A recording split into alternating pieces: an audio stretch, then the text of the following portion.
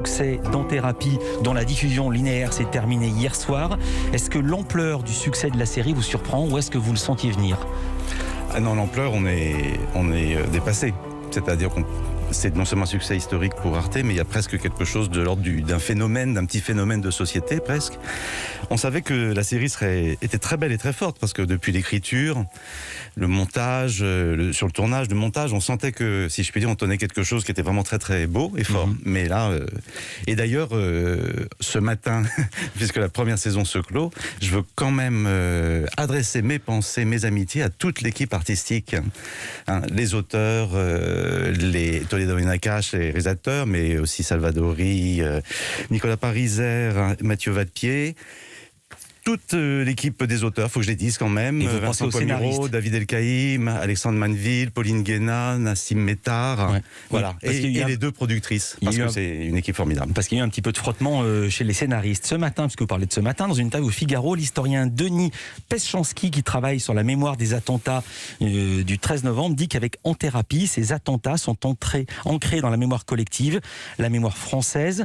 Est-ce que c'est une des raisons du succès, selon vous, d'En Thérapie ?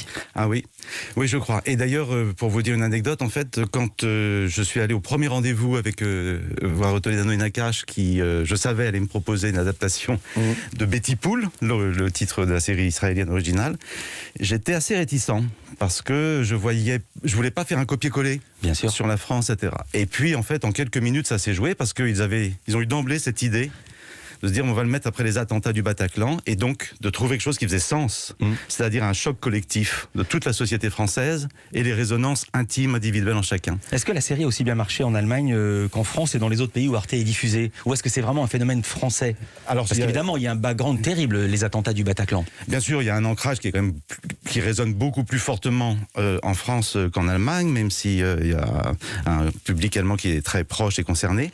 Et en Allemagne, donc, elle marche bien. Elle marche bien, très très loin de la vague française.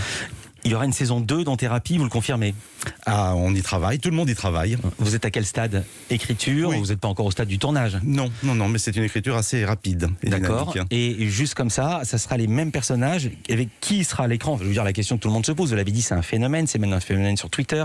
Il y a des gens qui voudraient se faire psychanalyser par Frédéric Pierrot, dont je rappelle, il est comédien, il n'est pas psychanalyste, il n'est pas Philippe Dayan en vrai. Est-ce qu'on va retrouver Frédéric Pierrot dans la saison 2 d'En Thérapie? Oui, bien sûr, avec d'autres patients, d'autres situations, un autre contexte, mais c'est le pivot de toutes les saisons. Quel scénariste?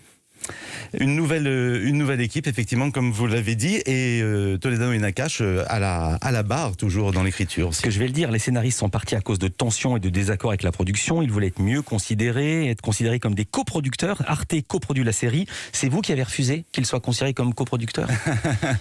Non, on n'a pas d'ailleurs, si vous regardez les débats, la chaîne n'est pas vraiment impliquée dans ces débats. C'est plus une question entre producteurs et les auteurs. Mais, donc on n'est pas impliqué. Ce que je veux dire par contre, c'est je regrette effectivement ces tensions parce que elles nous laissent pas indifférents. Hein. On y reviendra peut-être, mais pour nous, sur nos fictions, les auteurs sont au cœur de la création. C'est ceux sans lesquels il n'y aurait rien et ceux à qui on fait confiance, à qui on donne de la liberté, avec lesquels on est exigeant sans doute. Donc voilà, c'est le cœur de nos fictions, les auteurs. Ça allait justement être ma prochaine question. Au-delà de ceux d'En Thérapie, de nombreux scénaristes ont récemment dénoncé leurs conditions de travail, un manque de considération.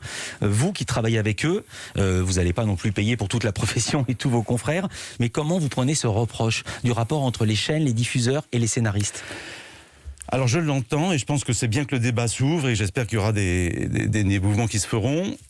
C'est pas avec bonne conscience, pardon, mais je me dis que Arte, alors il faudrait mieux donner la parole aux auteurs parce qu'ils pourraient me contredire le cas échéant. Mais je pense, dans les échanges qu'on a, que Arte est plutôt perçu comme un espace de liberté, de respect des auteurs, de l'intégrité de la vision d'un auteur, que là c'est toujours ça qui est en jeu.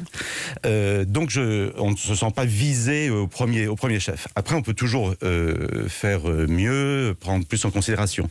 Mais comme je vous le disais, pour nous, par exemple, il y a des chaînes, des plateformes, des situations de production où les auteurs sont pas reçus. C'est le producteur qui parle avec le diffuseur, etc. Jamais on fait un rendez-vous sans auteur. Mais même avant qu'on soit en écriture, pour comprendre, sentir le projet, etc. Le premier rendez-vous se fait avec les auteurs chez nous, par exemple. Alors justement,